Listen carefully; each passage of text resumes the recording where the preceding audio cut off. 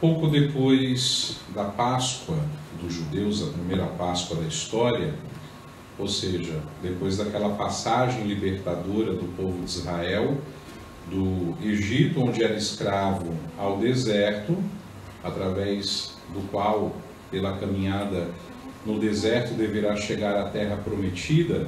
Ali, nessa realidade, nesse contexto, Deus estabeleceu com o povo de Israel uma aliança que se concretiza, que se traduz, que se apresenta no Decálogo, ou seja, nos 10 mandamentos.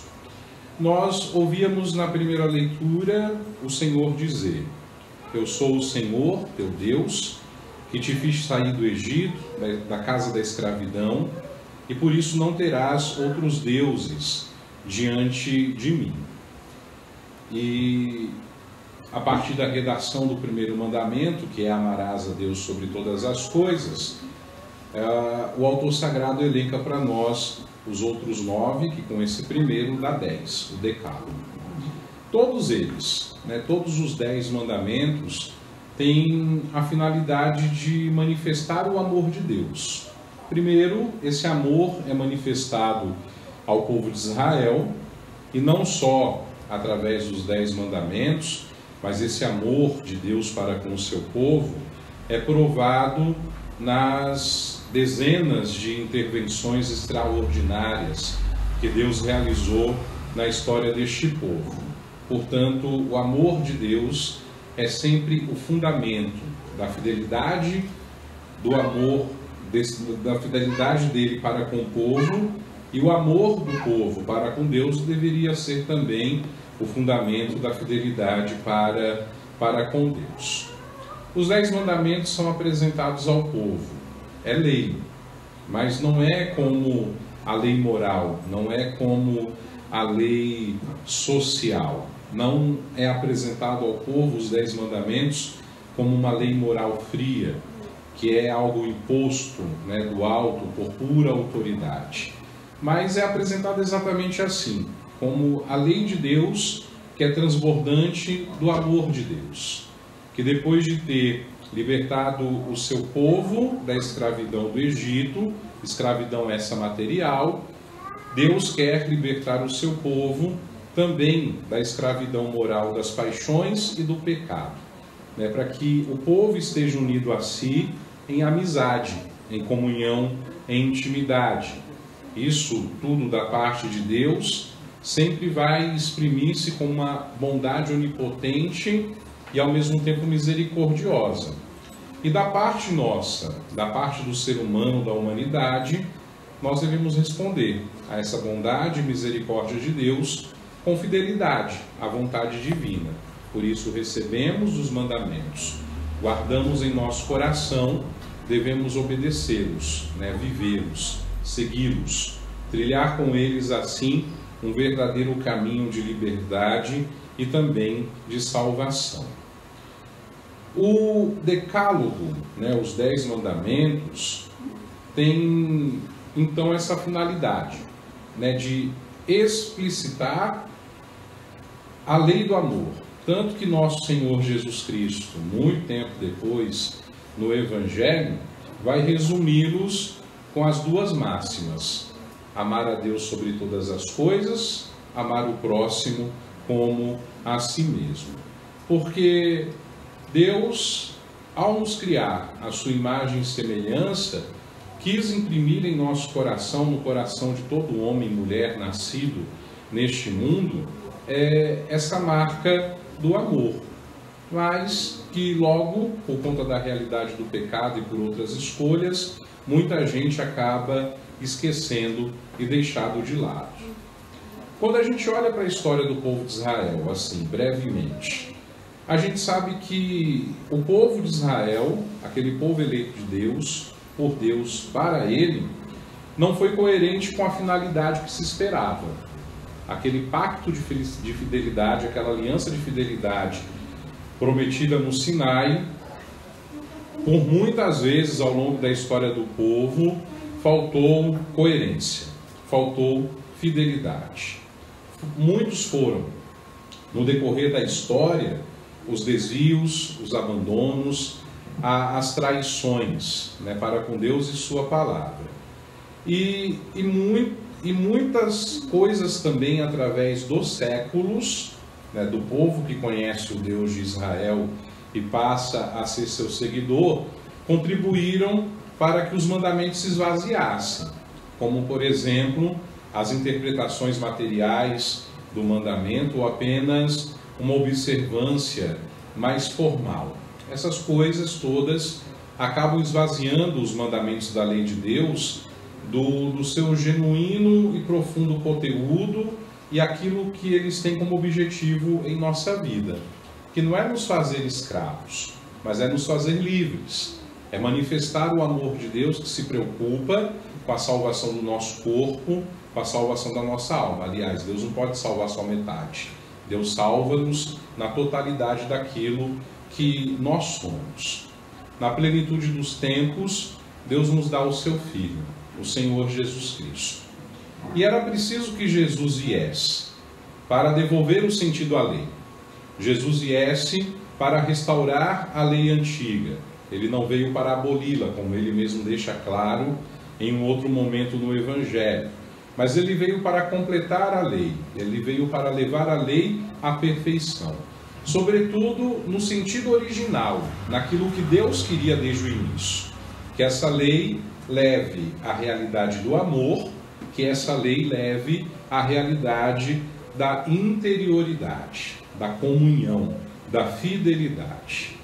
E é sob essa luz, tanto da primeira leitura como do sentido ao qual Jesus leva a lei à sua plenitude, que nós devemos considerar aquele gesto ousado de nosso Senhor Jesus Cristo no templo em Jerusalém, quando ele chega lá e expulsa os profanadores do templo.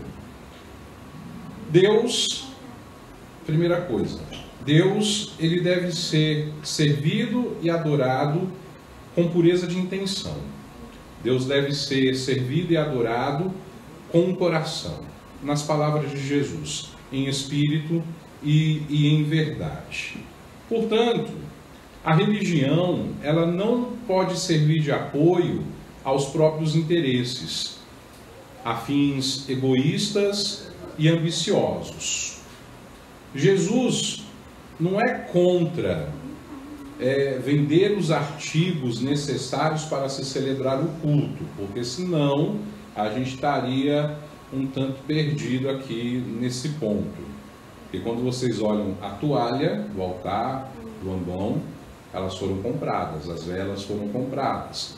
O vinho, a hóstia que a gente consome, que são consagrados, também são pagos, né? São vendidos, não cai do céu.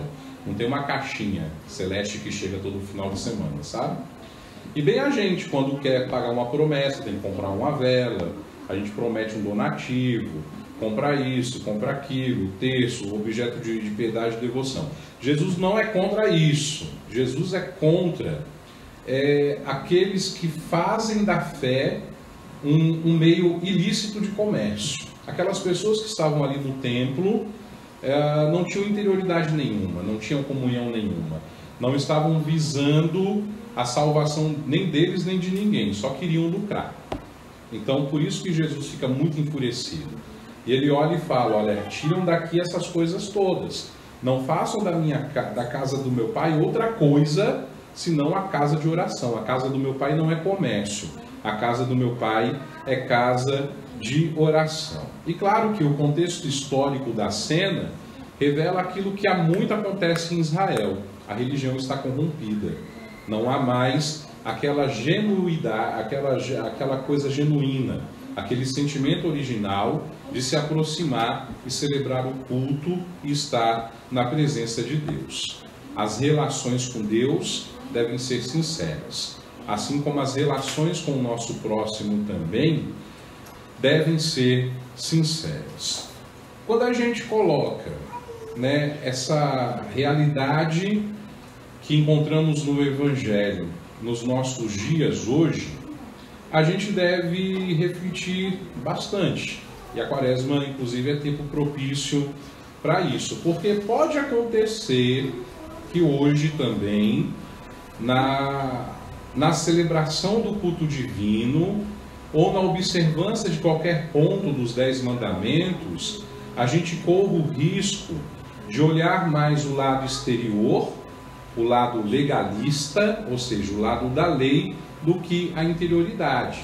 E a gente tem que tomar cuidado com isso, porque quando a gente começa a fazer as coisas sem aquela interioridade, sem aquela intimidade, sem aquela comunhão, sem aquele desejo de nos encontrarmos com o amor de Deus, é nesse momento que nascem os pequenos e grandes profanadores do templo, da religião, da vontade de Deus, dos seus mandamentos. A gente não pode resumir a nossa religiosidade a uma vinda vazia à missa, por exemplo, porque aqui está acontecendo muito mais do que os nossos olhos podem ver. A missa, ela tem que ser compreendida do olhar, do ponto de vista do olhar humano, como do ponto de vista do olhar sobrenatural. Aqui, o céu toca a terra. Aqui, nesse momento, o eterno irrompe no nosso tempo, sobretudo no momento da consagração, em que nós sabemos que ali naqueles elementos oferecidos se fazem presente o corpo e o sangue de Cristo. Quem não assistiu ainda, aproveito para fazer uma dica: assistam O Grande Milagre. É um filme que é uma animação, tem no YouTube, se eu não me engano, no Netflix eu tenho certeza, e todo mundo, a grande maioria das pessoas que assistem depois passam a ver a missa de fato com outros olhos, porque é muito mais do que um encontro social. É o momento de nós nos encontrarmos com o amor de Deus, a partir desse movimento interior de ter com Ele intimidade e comunhão. A visita aos santuários da nossa fé não podem ser também simplesmente por diversão ou para distrair-se, né? A gente tem aqui perto um santuário bem famoso, de Nossa Senhora Aparecida. Tem gente que vai lá todo ano fazer tudo, menos rezar. Então, são essas coisas que revelam, né, o nível da compreensão da interioridade que a gente tem. Em Aparecida não é lugar para comprar uma almofada de oncinha. Aparecida é lugar para rezar, para participar da missa, para confessar, para visitar a imagem milagrosa, para rezar o terço. E a igreja, nesse sentido, tem feito o possível para que as pessoas possam compreender cada vez mais isso, né? Quando a gente vê como estão posicionadas as coisas hoje lá na atualidade. É preciso observar, né? Isso aqui são só 2 pontos para a gente atualizar o Evangelho, que da mesma forma que Jesus purificou o templo, porque é isso que Jesus faz quando ele expulsa os vendilhões e as suas mercadorias. Na véspera da Páscoa dos judeus, nós também devemos purificar o templo que é o nosso coração, na véspera da nossa Páscoa, da Páscoa dos cristãos. É exatamente esse mesmo gesto que nós somos convidados a repetir, a purificar o templo do nosso próprio coração, pelas práticas quaresmais que já estamos vivendo, pela celebração do sacramento da reconciliação, que é um tempo forte e necessário para isso, e com as celebrações da Páscoa do Senhor, para que surja do nosso coração o culto mais puro, o culto mais digno a Deus. Ainda no Evangelho, Jesus referiu-se a um outro templo de dignidade infinita, que não é o templo de Jerusalém, mas é o templo do seu próprio corpo. A essa alusão, Jesus diz: destruí esse templo e em 3 dias eu vou reconstruí-lo. As pessoas que ouvem não entendem nada. Falou, demorou-se 46 anos para construir essa casa, e esse homem está dizendo que vai destruir e reconstruí-lo em 3 dias. É porque Jesus não falava do templo de Jerusalém, mas do templo que é Ele mesmo, né, o Senhor. Só depois da morte e da ressurreição do Senhor é que os discípulos vão compreender as palavras de Jesus ditas naquele dia no templo, que tanto escandalizaram os judeus. Através do seu mistério pascal, De fato, Jesus substitui o templo da antiga aliança pelo seu corpo, aquele corpo que sofreu a paixão, que morreu a nossa morte e ressuscitou no terceiro dia. Jesus é o templo vivo e digno da Santíssima Trindade, que foi oferecido em sacrifício pela salvação do mundo. E ali ele substitui, por isso que Jesus diz: vou destruir e reedificá-lo em 3 dias. Jesus, com o seu sacrifício, que foi único e definitivo, ele substitui e anula todos os sacrifícios de animais, que até então eram necessários para implorar a Deus o perdão pelos pecados. Em outras palavras, Jesus está dizendo que aquele templo perdeu a sua função nesse sentido. Deve ser casa de oração, não mais casa onde são oferecidos sacrifícios, porque o sacrifício dele na cruz foi único e suficiente. Já não tem mais razão de ser, de se derramar sangue de nenhum ser vivo no templo em Jerusalém. Assim, Jesus nos mostra que o centro da nova aliança já não é mais aquele templo de pedra, mas é ele mesmo. E nas palavras de São Paulo, na segunda leitura da missa, ele, o Cristo crucificado, que para os judeus é escândalo, para os pagãos é loucura, mas para nós, os chamados, ele é poder de Deus, ele é sabedoria de Deus. Nós caminhamos para a Páscoa do Senhor, e que haja de fato em nós esse desejo de purificar o templo que há em nós, para que possamos celebrar de coração puro a Páscoa e receber mais uma vez todos os frutos e méritos deste mistério pascal, que é o mistério da nossa salvação. E que a gente se abra mais, né, à compreensão da lei de Deus, da doutrina da Igreja, que a gente possa viver e obedecer tanto uma realidade como a outra, sabendo que vivendo essas realidades é que nós somos verdadeiramente livres. Não é a liberdade que o mundo nos oferece ou quer nos impor, mas é a liberdade de ser de Cristo, de pertencer a Cristo, porque Ele, poder de Deus e sabedoria de Deus, morreu a nossa morte, ressuscitou por nós, para que nós tivéssemos vida, para que nós fôssemos salvos. Já vai se descortinando para nós as celebrações da Páscoa, que são tão importantes na nossa fé, na nossa história. Mas não basta celebrar a Páscoa, é preciso celebrá-la de coração aberto e desejoso de ter essa intimidade, essa interioridade com Deus. Pois bem, que Ele mesmo, com sua palavra, com seu Espírito, com a sua presença, nos ilumine e nos incentive, nos impulsione para as celebrações que se aproximam.